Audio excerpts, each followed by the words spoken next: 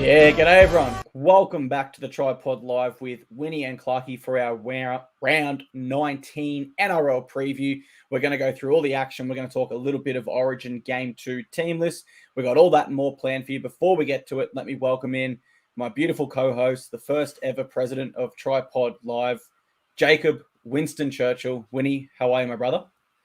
Good, thanks, mate. I consider myself more like the vice president. You steer the ship, mate. You do a great job. I've been better because we had another losing best bet round. You're kind of breaking even if you're equally staking the mixed matchup, which I think is fair. Mixed matchups equally on par with the best bet, but nonetheless, 1 and 2 again last week deserve better. When your winner is 74-0 with Cowboys, but your loser is blown away by Penrith's best 50 minutes of the season and some dodgy tries called by the bunker in there as well. And then the Dolphins cover the line, but I went first half and I have to cop the loss there. We did win the mixed matchup at least. Lost the same gamer, but we did win also your take on Toppy tip. And I'm just going to straight off the bat say welcome in, guys, and thanks for joining us. My most popular social media post of the year was actually a cricket meme, so let us know what you thought. Was Alex Carey's dismissal fair play? We want to know. I also, before I throw back to you, Clarky, I got a shout out.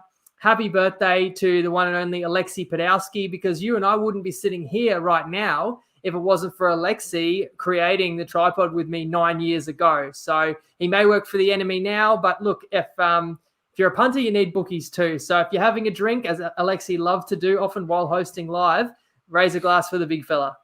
Raise a glass to the big fella, the godfather of TryPod, if you will. Yeah, congratulations to that. All right, so we are going to go into our best bets. Then we'll go into our Game 2 team list. Before we get to that, though, let's go best bets right away. Let's draw back the curtains. What have you got for us in the way of best bets this week? So firstly, I'll say, not a good year so far. If you single out the best bets, I'm the first to admit that. If you want to go the opposite to these, I accept that. I've never seen anyone do it successfully and stick around very long. I do have a couple of plays that I think will get a bit of resistance. So let me know if you agree, disagree. I'm going to tell you why I like Parramatta under 19.5 at $1.88, which is on Sportsbet. That's their team total because they are down basically their 4 starting spine members. So the Origin selections, which we're going to talk about in a second, Gutho being out, I think Parramatta have shown multiple times this year they can cover 1, even 2 spine members being out, but all 4 being out now is compounded cluster losses at key positions. And we've got New Zealand coming off a humbling loss. But what I know New Zealand can do is hang with the para forward pack and defend. So I really can't see the Eels having a lot of success scoring in this one. I think it could be tight. It could be low scoring. And I actually think New Zealand gets the better. So I like Para's team total under. And then I like the Canterbury Bulldogs playing South. So I know if you just look at these teams on the ladder or their chance to win the comp, you might be quite shocked. But this week, with the amount of outs that the South Sydney Rabbitohs have got to endure both through injury and Origin selections. And Clarky, I like a team sometimes to bounce back off their lowest moment, their rock bottom, their most embarrassing defeat. I think the Bulldogs can do that. Call me crazy. I think the Bulldogs have a stronger 17 than the Bunnies in this one. I'm calling it a WTF, wrong team favourite. So best odds available on that one, $2.02 on Dabble. And I'm going to back that one right now. You can copy it if you agree. It's an interesting one. While you were talking there, I was doing the stats in the background. Warriors are conceding an average of 19 points so far this year. And you'll have to imagine if they're conceding that, with some of the likes of the teams they've versed, then that does lead to that Eels bet a lot. The Eels do average 27.5 points this year, but I think you made a great point. Missing their entire spine, you probably do deduct at least 10 points off that total there. So great bet there. And yeah, I agree with the Bulldogs. There's 2 teams that need to bounce back this week, and I definitely think the Bulldogs would be more preferred for me to make that bounce back. I will have something new for you guys here. It's not quite a best bet. I'll get into it a bit later in the show, but what we're essentially going to be doing is a $10 to 1K challenge, and I'll be handing that out each week after Winnie goes through his best bets. So I'll get into that a little bit later in the show. But yeah, they are our best bets. We'll now go to Origin Game 2. Team lists are out. Of course, we will have our full Origin preview on Tuesday at 6:30 p.m. That'll be next week. But for now, we're going to bring those Origin teams up on screen. Key changes for the Maroons. Corey Horsburgh comes in for Thomas Flegler, and AJ Brimson comes in for Reece Walsh. For the Blues, Bradman Best comes in to centres, Clinton Gutherson to fullback, Cody Walker into the halves, Jake Travojevic at prop, Keon Kolomatangi at back row, Regan Campbell-Gillard at prop, and then their entire extended squad is new as well, with Lanu, Drinkwater, Jacob Saifidi on the bench. My apologies. So there's that many changes for the Blues. I'll let you start. Where do you want to start, Blues or Maroons? I'm basically just going to talk Blues, but I will reply to some comments. What's your thoughts on Bradman Best? We'll get to that one. Happy birthday, Alexi. What happened to Alexi? Asked DJ Kaisi. He now works for the company that owns Ladbrokes and Neds, so he's on the other side, poached away from the pod. James says Bunker would have given it out, caught behind. Mark says 4 spine out for Para. Hands is better than Hodgson. I'll agree to 3. That's a fair debate, but you get my point there of their starters and certainly 3 really important players. Stephen, is Sean Johnson out for the Warriors? Most likely, yes. We're going to get to that one. And James Graham, Jammer, says Fittler has lost it totally, mentally frazzled. So let's begin there. And I did say this. You could spend a whole pod on Origin. We're going to just try and make it quick, but I've got a bit of ramblings here.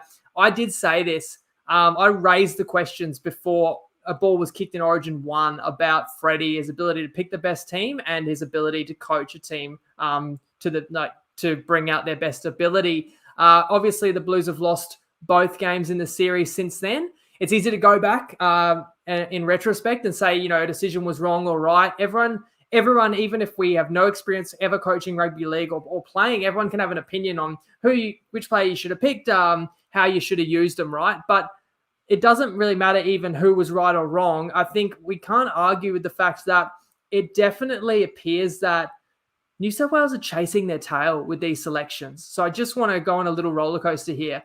Most important game of 2022 is what? The decider, the Origin decider? Well, New South Wales picked 2 hookers in that game. But then before game 1 this year, 2 hookers don't work for us. But then the Blues lost game 1 this year. The 2 hookers are back for game 2 and game 3. Before game 1, Nico is in the team on his form. Nico could not be denied. He deserves his spot in the team. But then they couldn't figure out how to get Hines on the field. Only once a player was ruled out totally through HIA and Hines comes on and plays centre for 12 minutes. And once New South Wales loses the game, then the line around Hines changed. It wasn't that he was undeniable on form. It was he was in the team for versatility. So that's why he didn't have to swap in for Nathan Cleary, because he wasn't the best player at that position. He was just the most versatile. But then New South Wales didn't want a versatile player on the bench in game 2. They went, again, 2 hookers and no outside back cover. And what happens? You lose an outside back 3 minutes in. You got to play a hooker there.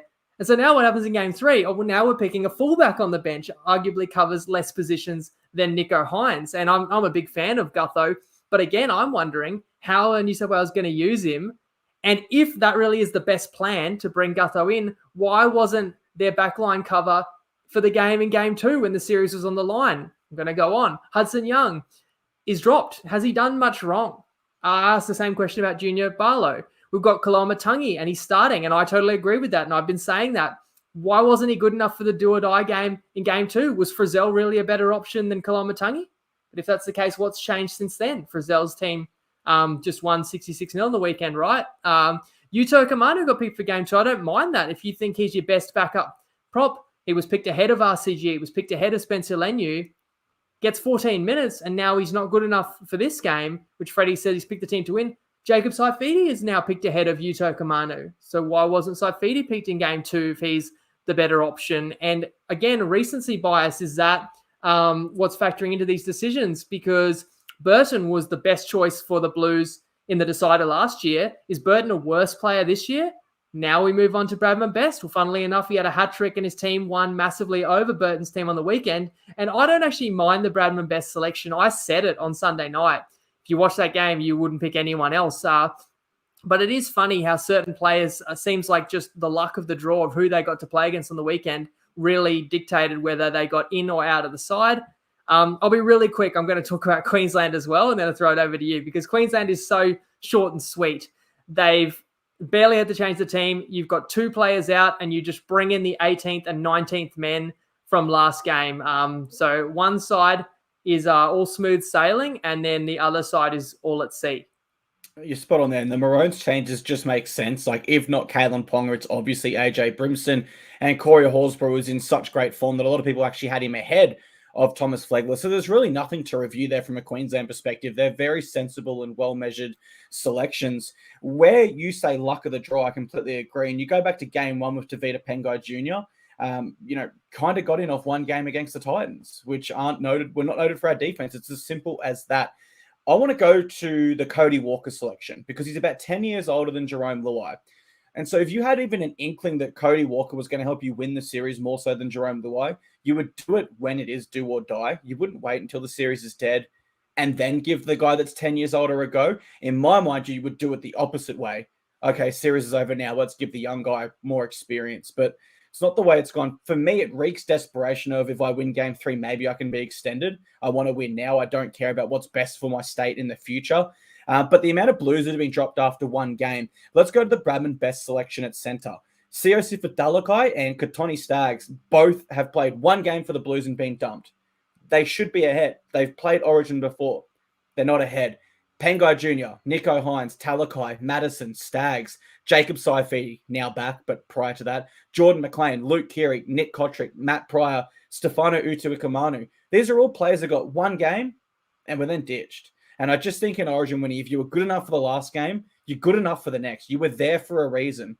There are some exceptions to that. If you play absolutely shocking, like Hodges did on his debut, but it's quite rare, right? That's a very poor Hodger. That was a debut to forget. But yeah, the point remains, Winnie, some of these selections are genuinely head-scratching, and I think we can get into it a little bit deeper when we get into our preview show next Tuesday at 6:30 p.m. Because although it is a dead rubber, everyone knows in Origin there's no such thing as a dead rubber.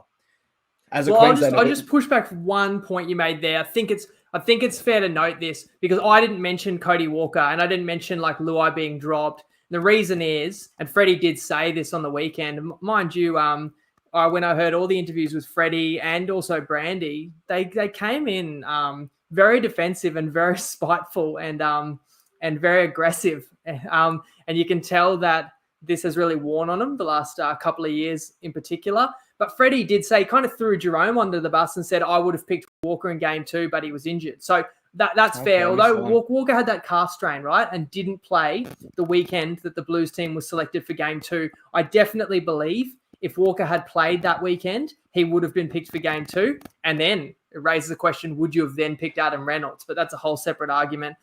So I can't blame Freddie for only picking Walker now. I also don't blame Freddie for picking the team he thinks will win game 3 because there's always the argument, do you go for the future or go for the current, right? I know self-interest is you want to pick a team that wins because if you get swept, you've got 0% chance of retaining, the coaching role.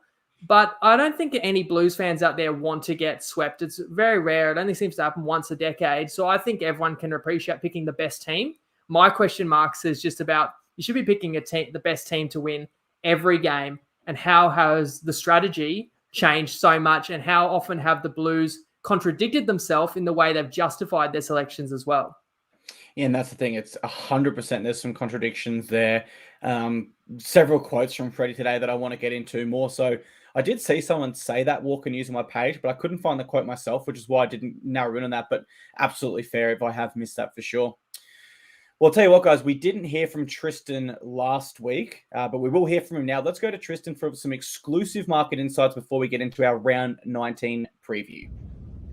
G'day everyone, Tristan Merlihan here from Top Sport, and that was a very different week that we just saw in the world of rugby league. We've had such a close competition for the vast majority of this season so far, and then to have two massive blowouts and another pretty big scoreline between the Sharks and the Dragons certainly have differentiated some of ththose teams down the bottom of the ladder. Hopefully they can rectify things and we can get back to that closeness of the competition on the run home, but it is a little bit concerning. On the back of that, the Cowboys game was by far and away our worst result. Nearly everyone that took a same game multi was successful there on the Cowboys side. Obviously they covered the big minus. The Knights game wasn't as bad because the scoreline was the predicted line was a lot closer, so we didn't get that one-way traffic in that sense. But our best result of the weekend was actually the Bunnies against the Warriors. There was a good push towards the Warriors in the lead up to the game commencing. Our bad result, obviously, was the Cowboys-Tigers game. And then probably the frustrating one from our perspective, a lot of multis running into Manly. And I thought the Roosters had a decent chance there throughout the back end of the second half, and then we laid the plus to finish it off, so we got hit with that split. But that's football. We move on to the next week, where it's been a really tricky week to price. Obviously, we've got 3 teams all coming off massive losses in the Tigers, the Dragons, and the Bulldogs, but they do meet some of those teams under strength. The Eels-Warriors game's been very, very difficult to price. That one's seen the biggest move, where the Eels actually opened up 1.5 point favourites at the start of the week. It's now -3.5. Warriors favourites, but that's with Sean Johnson likely coming out of that team. It's a tough weekend to price. Titans, Dolphins obviously missing some key players, as well as the Bunnies, only 5.5 point favourites against the Bulldogs after that shellacking, but the Bunnies missing players as well. That line's moved from 8.5 into 5.5. Quick look at Origin. We opened that game at $1.80, $2 Queensland favourite. It's now moved to $1.65, $2.25. Queensland still favourite out to 3.5, the line short of the minus. So one-way traffic for the Queenslanders. Good luck if you're having a bet on the weekend, and of course, gamble responsibly. Great stuff there from Tristan. We appreciate his exclusive market insight as always. Let's jump into our round 19 preview. We've got Thursday, 7:50 p.m, kicking off with the Tigers v Sharks at CommBank Stadium. The line is possibly the biggest I've seen this year. Possibly. I think that's the biggest. -22.5. I think Sharks are like $1.06 outright. That's also the lowest I've seen. For the Tigers, they're without their best defender, Alex Twal. So Atasi James comes onto the bench. Norfoluma and Naden are both out with shoulder injuries. And it didn't seem like they were doing too much tackling in their last game. So Tommy Talau, yeah, maybe. Asu Kiapoa come in there. For the Sharkies, Cam McInnes starts at lock for the suspended Dale Finucane. Toby Rudolph returns at prop for Braden Hanlon-Welle. Tell me, Winnie, are you going to lay the line this time for Sharkies, or is that just too big for you in this one? You're right in saying that's the biggest of the season, and no surprises. West defeated 74-0, if anyone forgot. They play a Cronulla side that has scored 100 points in their past 2 outings. That's how you get the biggest line of the season so far. Now, the personnel changes, it is worth noting, although you kind of did it tongue-in-cheek, that none of the Tigers players dropped are technically on performance. It is injury and suspension.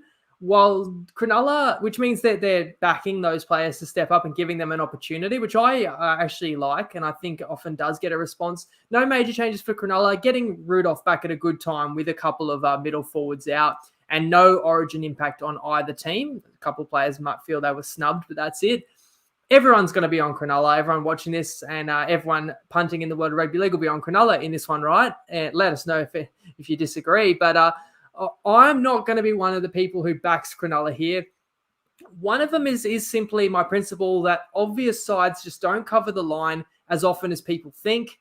There's a reason why the bookies often drive fancier cars than typical Joe down the pub that has the same game multi and takes the favourite. However, if you are going to do that, I can't talk you out of it, knowing that Cronulla are ruthless bullies, knowing that Wests are, maybe at rock bottom, and maybe it is going to take more than a week to fix this.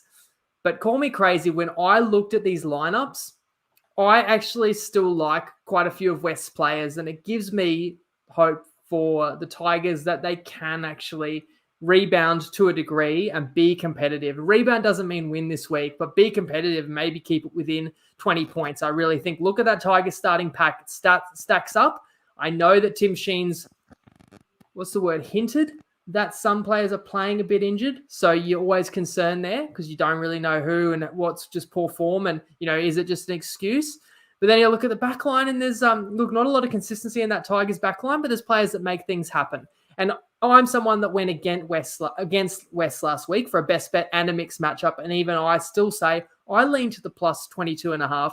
If I had to play it, however, I'm not brave enough. I'm also not going to tell you, don't do your crazy same gamer with a bunch of Sharks try scorers, because if you've been doing those type of multis, you've been winning the last couple of weeks. So you've probably got some extra to play with and you're probably going to have a go. I'm just going to remind people the NRL is a great competition because even the bottom sides don't necessarily get blown away every week. So That's my caution. I've got a try scorer tip to share from Nicole, but how do you see this one first, Clarky? Mate, almost completely different here. I'm absolutely honest. I know a week is a long time in rugby league, and you proved that point against me multiple times during the World Cup where you were getting your tips right and I was getting them wrong. But in this one, I think that the same points remain for me last week that remain for both of these sides. The Tigers aren't playing for much at the moment. Their players look disinterested. It's such a powerful forward pack, but it was the same forward pack last week. They got blown away by 74 points, whereas the Sharkies seem to always beat these bottom 8 sides at least 13 plus. They seem to always continue to play into the second half and really are flat track bullies, if you will, because they do struggle against that elite of the competition. But great record against bottom 8 sides. I've got no doubt the Tigers will really narrow in on their defense this week. They absolutely will train that all week. That'll be their key focus. But in the modern system, I don't really rate Tim Sheens too highly as a coach. I'm not sure in the modern game if he's equipped to turn this side around in a week. And on the flip side of that, his assistant coach in Benji Marshall it was the first time he was ever properly thumped as an assistant coach. And so it's new territory for him as well. So I don't believe in the direction the Tigers are headed in whatsoever. I think Sharkies will win here 13 plus comfortably. And if I had to play it, I actually would go that line. I took them big against the Dragons last week, and thankfully I got that. But I'm going Sharks 13 plus Winnie. And if you can give me a second, I've got the team list here in a hat. I'm going to pick out 3. Rudolph. Ronaldo Mulatalo. And Matt Moylan. There's your multi. Sharks 13 plus, Moylan, Mulatalo, and Rudolph in his return anytime try scores. I don't know what the hell it pays. I don't know the stats behind it, but the magic hat has spoken. The Ringers Western. It is the biggest line of the year, so bit disrespectful to the Tigers that you just think anyone out of a hat might score a try. And you've been doing well with your try scorer predictions, Clarky. Well, you're dead even for the year, which actually is good when try score markets are set up against the punter because everyone loves to back someone to score. There's some more breaking news, some comments from Freddie and Brandy that you might have missed. Now, these are not verified, but John has shared them here. Apparently, Freddie said to Brandy, okay, we're screwed. Who can we take down with us? And Brandy said, let's rip the guts out of the Eels and Rabbitohs in a dead rubber. Now, those are quotes unconfirmed, but if true, well, just huge. Now, you've picked some outlandish try scorers there. I heard Toby Rudolph, right? But none are going to shock people more than this one, maybe. From Nicole from Wiki, picked a try scorer, and it might not be the player you'd necessarily expect. Although I'm looking here, and I'm not sure if I've got that clip ready to play. So we might have to roll into the next game, and I'll tee it up as we do. Yeah, no worries at all. Let me roll into the next game, and I'll kick off that preview while you do that then. Friday, 8 p.m., it's the Dragons v Raiders. We're at Wynn Stadium, Wollongong. Not quite sure on the line for this one. I'll get that to you after as well. For the Dragons, Tyrell Sloan is out with that shoulder complaint. So Paul Turner moves to fullback. Moses Sully is back at centre. The halves are Sullivan and Amone. Dan Russell makes his NRL debut via the bench. For the Raiders, Corey Horsburgh and Pasami Saulo are out. So Murray Otter and Gula start. And Trey Mooney, who was a really big touted youngster and rookie this year, he joins the bench with Peter Holler. Your line is minus 11.5. Do we have that clip ready, Winnie, or do you want me to roll into my preview? Okay, you do your preview because that clip's done a vanishing act on me, and I know it's going to be a really interesting one. So you tell us how you see this one first. I'll dig it up. Perfect. I'm going to have to go the Raiders here. I know they don't typically win by big margins, so that line does surprise me a little bit. 11.5. I think it could be a little bit of a trap, but by the same token, it is hard to really think the Dragons are going to show up and something's going to be different here for them, especially without Ben Hunt and Tyrell Sloan. I think Ben Hunt is so integral to everything they do, and I think Tyrell Sloan is their best attacking weapon that can kind of create nothing out of something and get them their points. The Dragons have conceded 100 points in their last 2 games, so there is the off chance here that the Raiders can cover that line comfortably and do have a more of a high-scoring win as opposed to what we typically see from them. But the last time the Dragons held an opponent to under 20 was back in round 10, so 9 weeks ago. Absolutely, I think the Raiders have more than 20 points in them. and they're better defensively. So I am really confident the Raiders do win here head-to-head. Not that that's too much of a bold pick under any circumstances. Dragons have lost their last 9 games in a row without Ben Hunt. So, yeah, you look at all those stats, and Raiders have won 6 of their last 8 against Dragons. There's that one as well. You put that all together, guys, I think you're silly to tip anything but the Raiders in this one.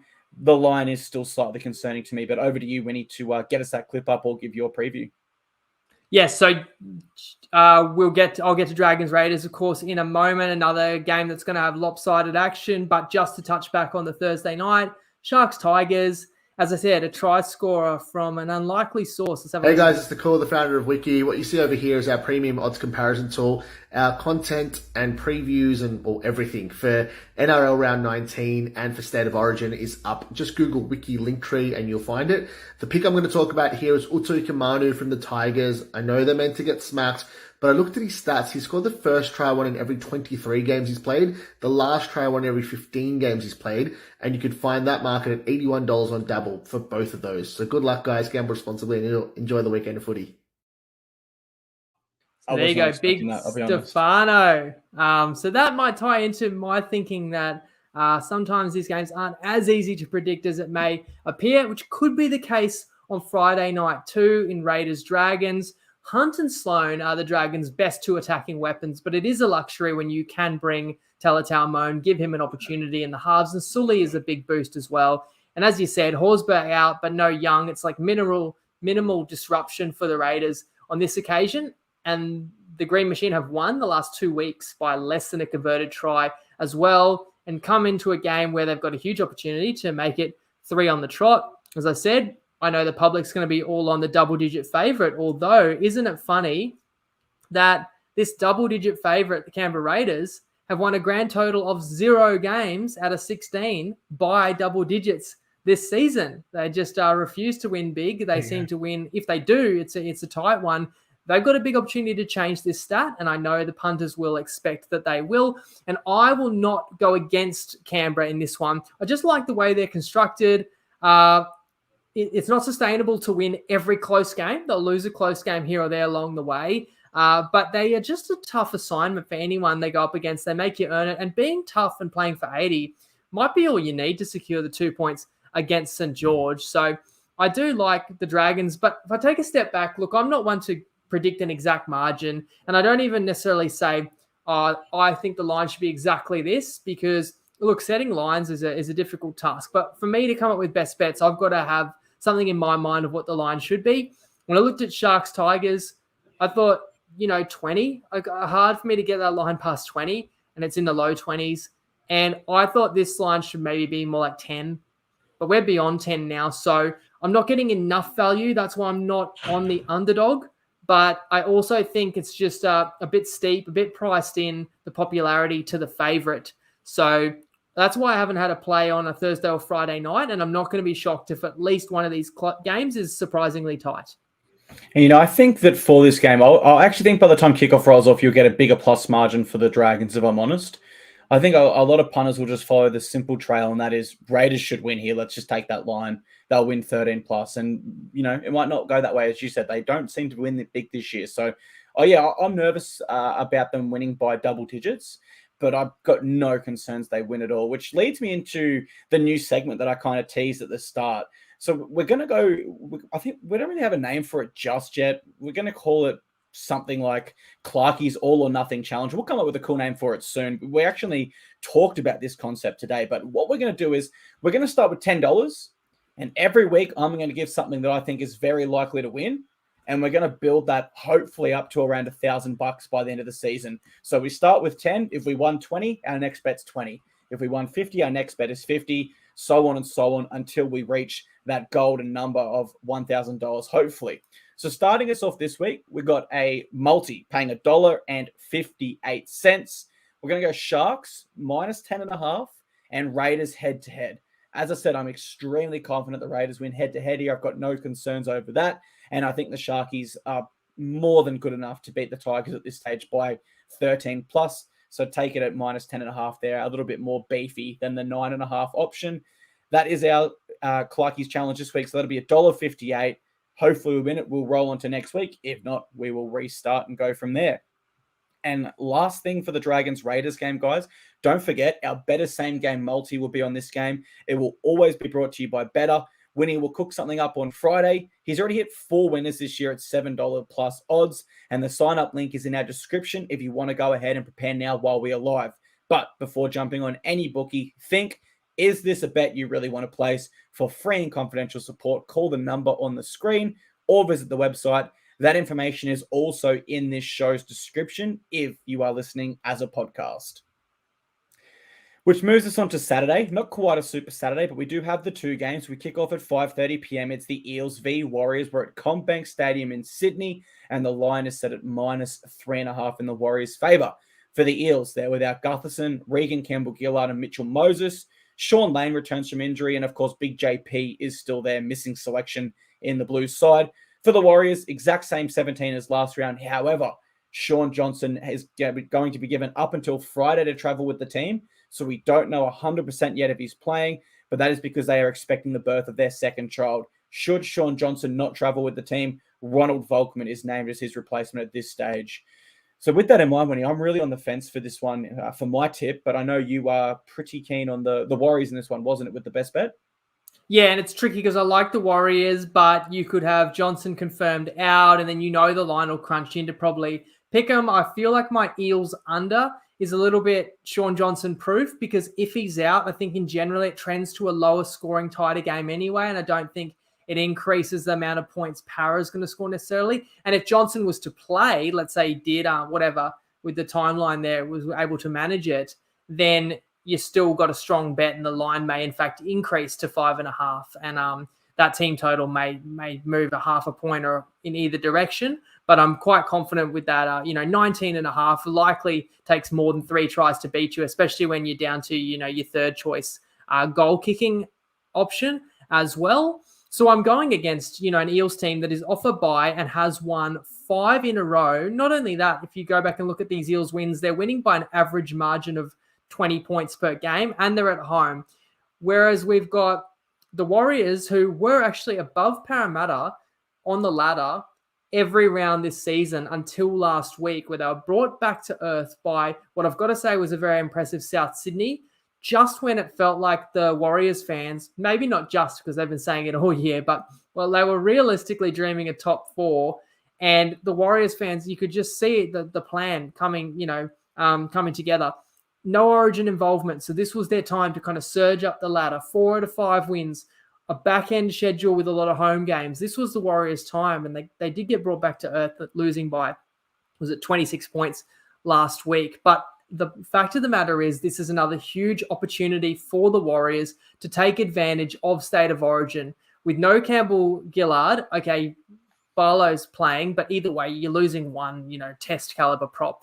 Mitchell Moses out, and that's extra lucky because of the Cleary injury, the domino effect that Para loses their halfback for some NRL games. The surprise selection of Gutho is big, and I feel like you play a game without Moses, Gutho does more, right? Or if Gutho was out, Moses could do more, but they're both out. So now I feel like we're significantly depleting this Eels side. I'm going to remind everyone again, Dylan Brown is out without his services as well. Hopgood is Queensland's 19th man. We've got to mention that, but my understanding is he'll be released out of camp to come and play lock. You're nodding there, Clarkey. So you've already said Sean Johnson. So, we understand that situation for New Zealand, which does make this a tough one to tip.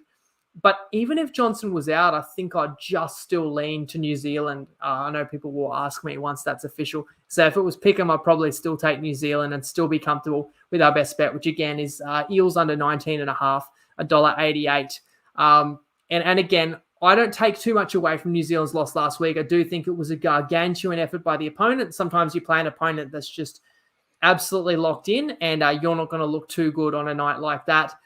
I haven't lost faith in New Zealand. I know that their forward pack can take away what is Parramatta's biggest strength, which is kind of that yardage game. And I also think New Zealand's defense can make it a really tough night for a spine that consists of Hands, Arzi, Madison, and Russell. With all due respect, that's why I'm playing my best bet that way.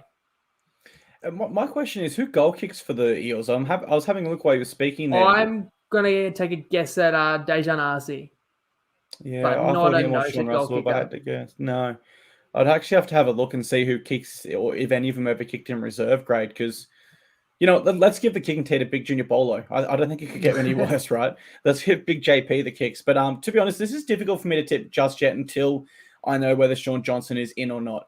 If he's in, I go Warriors. If not, I probably lean to the Eels for an upset. I don't really like them that much, but they have played quite well recently without some Origin players being in and out and without Dylan Brown. They have managed to still score points. Madison was better than I expected at 5'8", as was RC at halfback. So I probably do lean to the Eels just. I thought they have been in some solid form recently. The interesting thing for this is the Eels lead the NRL in offloads, whereas the Warriors are 15th for offloads. So I think the Eels can still be dangerous without their key men because they do throw that footy around a little bit more, whereas the Warriors are really structured in their shape, in their attack, all really flows off Sean Johnson. And so if he's removed, they're not going to have that same offload, that same potency in attack. So I think that stat there really does lean towards the Eels. The Eels have won their past 4 games straight over the Warriors. The Warriors have never won at CommBank Stadium, losing all 3. But the Eels have not won without Clint Gutherson since 2017. He is just so important to what they do. So this is easily the toughest game this round to pick for me. And it really does hinge on whether Sean Johnson plays or not for now. And the beauty of being live, we get an answer. Trent says that Sportsbet, who will give you odds on points scored by goal kickers, have Arce as the kicker. And the reason I'm not optimistic on his ability is that if I'm not mistaken, when the Eels played without Mitch Moses, they still handed the kicking tee to Gutherson ahead of Arce when they were both in the side. And Gutherson is an outstanding player that can do it all, but not that great of a goal kicker. So that's why I say Para's down to their third choice. Yep, and I'm just looking at New South Wales Cup this year. Dejan Arce has not kicked a goal there all season. And I'm trying to go through his summary of his career right now. I can't see any goal kicking. I don't think he's ever kicked a goal. So, the beauty of this would be if the Eels scored 4 tries and ended up with 18 or 19 points. Yeah, I am wrong. Sorry. For Townsville in 2019 and 21, he took 7 goals. And for Redcliffe in 2022, he took 20 goals. So you got the success percentage there? No, I don't have that here. That's blank there on the rugby league. Small sample size anyway, but mate, look, I appreciate the work you're putting in, finding these stats live. Yeah, live and on the spot. Let's move on to our next game. But Saturday, 7:35 p.m. Rabbitohs v Doggies. We're at Accor Stadium, Sydney, which is a home ground for both sides, really. The line is set at -5.5 in the Bunnies' favour, but they will be without Walker, Cook, Murray, and Keon Kolomatangi. Huge changes to their lineup. I won't go through them all. The key return for them is Isaiah Tuss.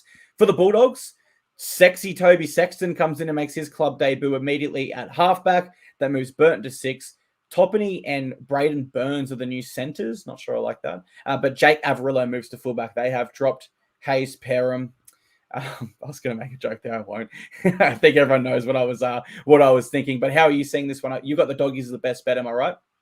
That's right. So speaking of, New Zealand catching their opponent at a good time, and the comment there earlier, if true that Brandy did say, let's rip the guts out of Parramatta and South Sydney, well, perfect, because those are the 2 teams I'm betting against this week for the best bet. So he's done us a favor there if that's the case.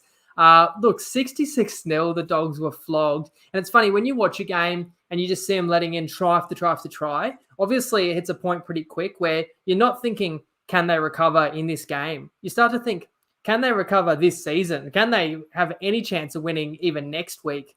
And you know what the answer might be, how you can recover from 66-0? Well, when your opponent loses Cam Murray, Cody Walker, Damien Cook, Keon Kolomatangi, and still has Latrell Mitchell and Campbell Graham out longer term, that might be the Dogs' ticket here. I know Addo-Carr's on Origin duty, and then the axe has swung on Perham Alamotti. But you've got your former halfback parachuting in at 7, switching Birdo to a more natural 6.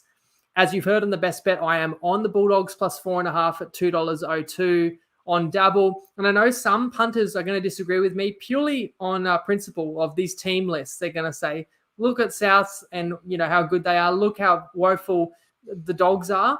But honestly, this week, Avarilla's a good player to swing in there at fullback. Carraz and Burns are good, backline options. I know Johnston is still there for Souths and may still manufacture a try, but he's not the same player without the superstars that set him up, who he connects, beautifully with.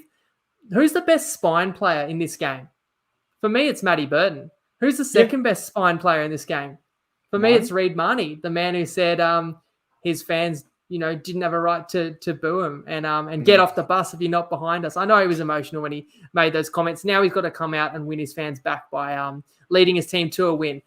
In the forward pack, South still have Totola, Burgess, Sele, Mwale. It's a great prop rotation, but I think the Dogs can hang in there with them with King, Sutton, TPJ as well to mix it up. So not only am I tipping the Dogs 4.5, as I said, I've actually tipped a bonus play there on Dabble as well. 265 head-to-head. I'm going to go as far as calling this a WTF game in my mind. Wrong team favored. I think the Dogs are going to win this one outright. Take it for what you will, because I know best bets only hitting a little over 50% this year, but I feel strongly about this. This is the way I see it, and I've explained why, and I've got a mixed matchup that's going to feed into this as well. But what do you think? Do I make a compelling case, Clarkey? Yeah, you do. And I'm looking at the lineups now. I think you're right. There probably is a slight edge for that front row for the Bunnies. But you look at the Bulldogs bench, and a bench of Flanagan, who isn't noted as a bench player, but he has played well in the NRL when he's come in this year. Curtis Moran, TPG, and Harrison Edwards. Certainly a lot more stronger and experienced in that Bunnies bench there. So I actually am going to go the Doggies here outright for an upset. I know it sounds so stupid coming off a 66-0 thrashing, but I just don't know what to expect from a Bunny side that's missing their six or seven of their best players. I just don't know what to expect. Whereas I do know for the Doggies, as bad as they were last week, Avarillo was awesome at fullback for them there last year. Reid Marnie is a hooker that would have been selected for the Maroons if not for injury. I know that Toby Sexton is a very good halfback, having watched him closely at the Titans. Don't be fooled by his performance throughout the 2022 season. It's unfair to judge him off that. Every time he came in 2021 and 2023, he was awesome for us, great in reserve grade. And I know Matt Burton is a rep caliber premiership winner. So because I know that, but I don't know how the Rabbitohs are going to look, I am going to go the Doggies for an upset here. I know it sounds wild. Look, coming off a 66-0 loss, you can never confidently say absolutely Doggies are going to win here. But I think they are better equipped than the Tigers, for example, to bounce back from a devastating loss, because I rate Cameron Serrato and Gus Gould, the two men in charge there, to a higher standard than I do Sheens and Benji at this stage. The Bulldogs do miss more tackles than any other side in the competition this year, and they missed 63 in round 18. Defense has been something they've been working on all season. It hasn't quite clicked yet, but they do have an opportunity here with a South, spine of Havili, Hawkins, Ilias, and Taff. It's not really a spine to me that's saying we're going to throw plenty at you, and if you're not on your A grade defensively, we're going to score. To me, it's a young, inexperienced spine that might actually struggle. The Rabbitohs have scored 32 or more points in their past 5 games over the Bulldogs, but in all 5 of those games, their stars were there. The Rabbitohs have only won 3 from 11 without Cody Walker since his debut for them in 2016. So just that stat alone, Winnie, 3 from 11 without Walker since he debuted. Then you add Cook, Murray, Kolomatangi, Latrell, Graham to that list. I can't tip the Bunnies here. I'm going the Doggies for an upset. So you don't think the Dogs' defense has clicked just yet? That's your expert opinion. I think it'd be hard to disagree with you there. Now, look, we say a week is a long time in rugby league. The two teams that got absolutely obliterated last week are both on shorter turnarounds. We're going to have to hope that 6 days is long enough in rugby league. But you and I both think it is. And in fact, it's going to feed into my mixed matchup as well, because I made the case why I don't think the Eels will score a lot of points against New Zealand. And I also think the Bulldogs can get the outright upset, but certainly to cover the line against the Bulldogs, against the Bunnies, I think Canterbury can find 20 points in this game or thereabouts. Whereas I've got the Eels at, no more than 3 tries and hopefully 18 or even a little less that we need to chase down. So it is Bulldogs to outscore Eels, an underdog price of $2.35. You can up to 200 of that on Toppy. Our promo code is TP Live. If you need an account, we have nailed this the last couple of weeks as well. Yeah, I love that one. It feeds perfectly into both our best bets, so it just makes sense at this point. And sounds like we both back it, but somewhere we're both not going to back is undoubtedly this next game. It is the Winny Clarkey Cup. You have the bragging rights 1-0. We won't talk about that game, but it's the Titans v Dolphins Sunday, 4 p.m. We're at Seabus Super Stadium. The line is set at -2.5 in the Titans' favour. For the Titans, Sammy is back, so Jojo Fafita moves to the bench. Jaden Campbell moves to fullback for Brimo. Cleese Haas moves to back row for Dave Fafita, and Isaac replaces his brother Tino in the front row. Jacob Arlick is named for his NRL debut via the bench. For the Dolphins, no Hammer and no Felice Carfusi. Jerry Marshall King is named, but I don't think he'll play when if I'm absolutely honest. That AC joint looked it's looked pretty bad so far this year. And of course, Wallace and Milford both return via the interchange. I know who you're going to tip in this one, right? But go ahead and let us know why. Well, do you know who I'm going to tip? It is a shame that the Winnie Clarkey Cup round 2 is in an Origin week. Shame for your boys, mostly Clarkey, with 4 of your gun players unavailable. The Finns will miss the Hammer for sure. And, losing Carfusi is kind of like an Origin loss in terms of what he means for his team. And I'm going to call Marshall King. I'm going to echo what you said there and call that a loss. At the very least, it's a major question mark. I mean, he couldn't finish the game against Brisbane, and there were reasons why he may push through an injury in that one. I'm not certain at all he'll line up in this one on Sunday. And you know what? We've got no secrets from our audience, so I'm going to be candid and share a conversation you and I had offline last week when I was talking to you about weighing up whether or not I want to drive 2.5 hours to attend this game. And I said, can I be honest with you? I'm probably not going to go because I know the Titans are going to win. I know you're going to get us back. It just always happens after we embarrassed you. When I say we, obviously the Finns down 26-0, coming back and winning. Sorry to remind you there, Clarkey, at Suncorp. You just know this is a game that means a lot and it's going to be discussed a lot for the Titans locker room this week. But to be honest, I had forgotten that it would be an Origin-affected week when I was saying that to you. And then when you look at who's out, I kind of walk that back that the Finns can win this week with all the players that are available. The Finns can go back-to-back in the Winnie Clarkey Cup, in my opinion. They can, I'm saying. All in all, I look at the teams. I think they're really evenly matched. I think we get a really good contest on Sunday. Both these sides played reasonable last weekend, off narrow losses. I'll give my team the edge in the forward pack, and I will give yours the edge in the outside backs. Campbell is probably the best backup fullback in the comp, so that helps when you unexpectedly kind of lose Brimson. And then you got the Gold Coast home advantage, and as I said, that important factor which you guys know we believe in on this show, which is revenge, that the Titans are going to want to serve to the Finns, and this game might just mean more to the Titans. That's why I could only look to the Titans in this one. But look, honestly, if I really thought it was a great value bet, I would tip the Titans here. I've tipped against the Dolphins multiple times this season, but I think the line's pretty reasonable. -2.5, -3.5 makes sense to me. So the upset is not out of the equation. And I'm going to offer to you, mate, we had a bet, side bet last time these teams met on either of us to buy a jersey for the other's firstborn. So if you let me know how confident you are. If you want to go double or nothing, we can arrange that. Let me warm up here because last week, I come on here, guns blazing, red hot, confident as anything, and the bunker robbed us. No, I'm only joking, but I wish that try was given for Dave. But I'm going back to back with my Titans confidence. At this point, I know our viewers are thinking this guy is such a fool with his optimism on his own club, but I'm confident.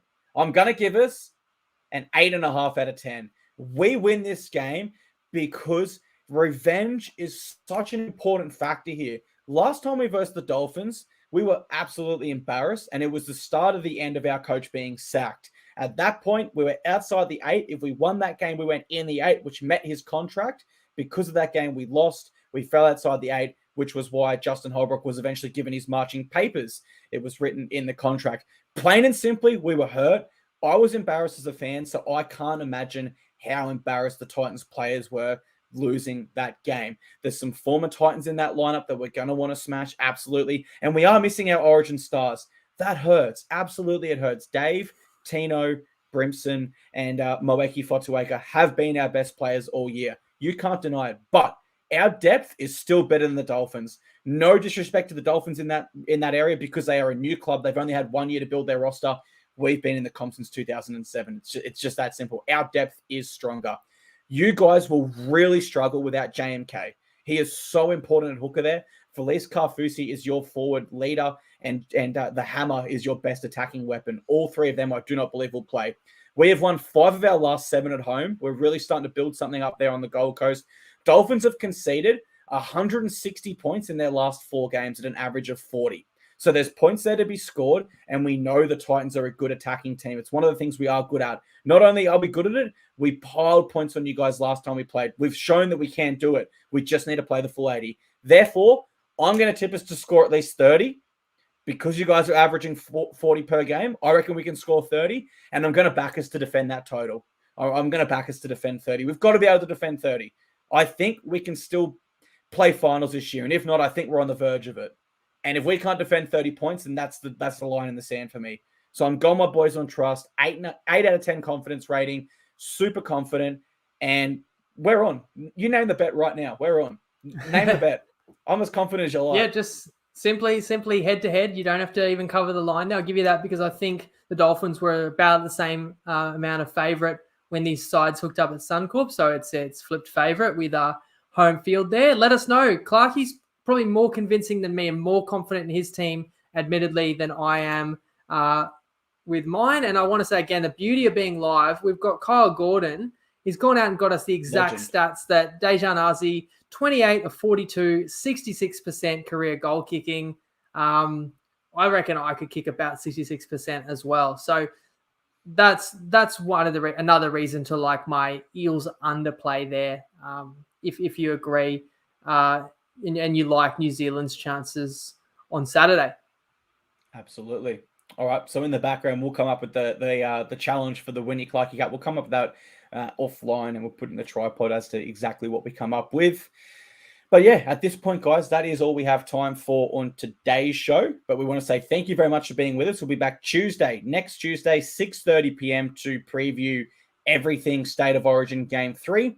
And then we'll be back on the Thursday at 6:30 p.m. to preview everything round 20 at that point. So yeah, from me, guys, thank you very much for being with us. We hope to see you on the recap show as well this Sunday after the final game. Thank you one last time.